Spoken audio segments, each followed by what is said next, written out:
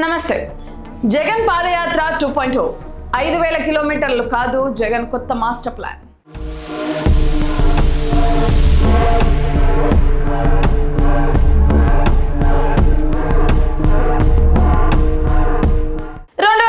లో 151 సీట్లు ఏపీ రాజకీయ చరిత్రలోనే కని విని ఎరగని రికార్డ్. ఆ బంపర్ మెజార్టీ వెనుక ఉన్న ఏకైక ఆయుధం పాదయాత్ర. కానీ 2024 ఘోర పరాజయం. తర్వాత వైసీపీ అధినేత వైఎస్ జగన్ వ్యూహం ఏంటి? క్యాడర్ మొత్తం ఆయన జనంలోకి ఎప్పుడు వస్తారా అని కళ్ళు కాయలు కాసేలా ఎదురు చూస్తుంది. ఈ లోపు తాడేపల్లి నుంచి ఒక సంచలన వార్త బయటకు వచ్చింది. జగన్ మళ్ళీ నడవబోతున్నారు.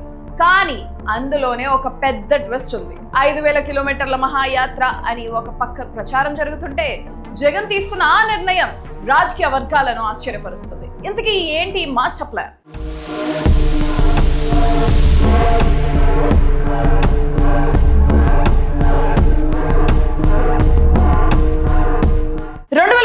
ఎన్నికల ఫలితాల తర్వాత సిద్ధం సభల రేంజ్ లో జగన్ జనంలోకి వెళ్ళింది లేదు.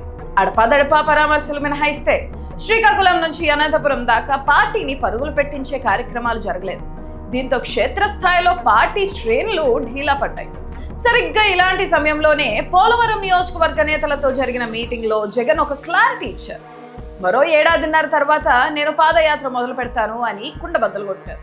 ఇక్కడే మొదలైంది అసలు కన్ఫ్యూజన్.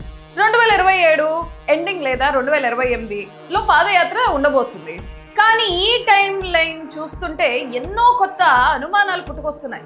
గతంలో జగన్ చేసిన ప్రజా సంకల్ప యాత్ర లెక్కలు ఒకసారి చూస్తే 2017 నవంబర్ 6న మొదలయ్యి 2019 జనవరి 9న ముగిసింది. మొత్తం సమయం 14 నెలలు. నడిచిన దూరం సుమారు 3,750 కిలోమీటర్లు. పార్టీ వర్గాల్లో ఇప్పటిదాకా ఉన్న టాక్ ఏంటంటే, ఈసారి జగన్ ఏకంగా 5,000 కిలోమీటర్లు నడుస్తారని. మరి లాజిక్ ప్రకారం ఆలోచిస్తే 5,000 కిలోమీటర్లు నడవాలి అంటే కనీసం 2 ఏళ్ళు పడుతుంది. అలాంటప్పుడు 2027 ఫస్ట్ హాఫ్ లోనే యాత్ర మొదలు పెట్టాలి. కానీ జగన్ 2028 దాకా ఎందుకు ఆగుతున్నారు? పాదయాత్ర సైజ్ తగ్గబోతుందా లేక వేరే వ్యూహం ఉందా?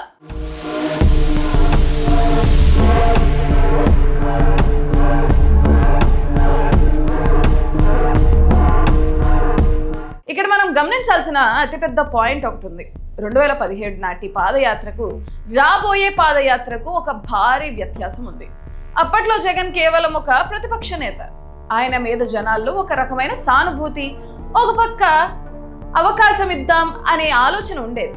కానీ ఇప్పుడు జగన్ ఒక మాజీ ముఖ్యమంత్రి. ఆయన జనంలోకి వెళ్తే ఎదురయ్యే పరిస్థితులు వేరు. ఈసారి ఆయన కేవలం హామీలు ఇస్తే సరిపోదు. 5 ఏళ్ల తన పాలనలో జరిగిన తప్పులను, వైఫల్యాలను ప్రజలు ఖచ్చితంగా ప్రశ్నిస్తారు. ప్రస్తుత కూటమి ప్రభుత్వ పాలనతో వైసీపీ పాలనను బేరీజు వేసి చూస్తారు. అందుకే పాదయాత్రలాగా గుడ్డిగా నడుచుకుంటూ పోతే వర్కౌట్ అవ్వదని, చాలా పక్కగా కీలకమైన ఎజెండాతో మాత్రమే జనంలోకి వెళ్లాలని వైసీపీ థింక్ ట్యాంక్ భావిస్తుందట. కేవలం రోడ్ల మీద నడిస్తే ముఖ్యమంత్రి అయిపోలేరు అన్నది 2024 నేర్పిన అతిపెద్ద గుణపాఠం. సుదీర్ఘమైన పాదయాత్ర చేస్తే పార్టీ అధినేత మొత్తం రోడ్ల మీద ఉండిపోవాల్సి వస్తుంది. మరి పార్టీని నడిపేది ఎవరు? బూత్ స్థాయిలో కూటమి బలాన్ని ఢీ కొట్టేది ఎవరు? అందుకే వైసీపీ అధినాయకత్వం ఒక సాలిడ్ స్ట్రాటజీతో వస్తున్నట్లు తెలుస్తుంది. మొదటి దశలో రాబోయే 1.5 ఏళ్ల పాటు పార్టీ ఇంటర్నల్ స్ట్రక్చర్ ని బలోపేతం చేయడం, బూత్ లెవెల్ కమిటీలని యాక్టివ్ చేయడం. రెండవ దశలో ఎన్నికలకు సరిగ్గా 1 ఏడాది ముందు మాత్రమే పాదయాత్ర స్టార్ట్ చేయడం. దీనివల్ల జనం అటెన్షన్ డైవర్ట్ అవ్వకుండా ఉంటుంది. అదే సమయంలో పార్టీ ఆర్గనైజేషన్ బలంగా తయారవుతుంది. సో అదన్నమాట మ్యాటర్.